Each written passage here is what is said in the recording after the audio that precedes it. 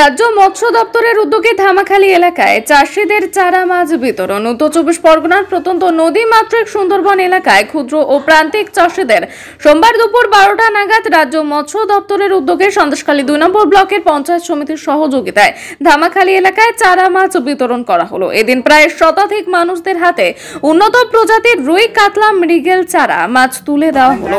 উপস্থিত ছিলেন সন্দেশখালী 2 নম্বর ব্লকের পঞ্চায়েত সমিতির সভাপতি, সহ সভাপতি মহেশ্বর সর্দার সহ পঞ্চায়েত সমিতির কর্মকর্তা।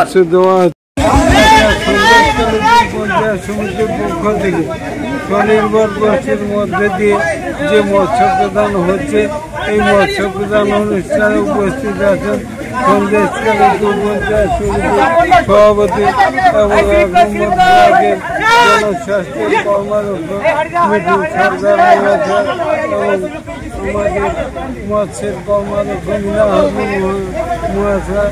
যেহেতু অরণ্য সুন্দরী সুন্দরবন, যে জায়গায় বাংলার অগ্নিকর্ণ মমতা বন্দ্যোপাধ্যায়ের অনুপ্রেরণা আজকের এই যে দ্বীপাঞ্চল এলাকায় মাছ দেওয়া হচ্ছে, এতে করে অনেকেই খুশি, অনেকেই ধন্যবাদ জ্ঞাপন করেছে। সেই জায়গায় সবাইকে আমার পক্ষ থেকে আরেকবার উষ্ণ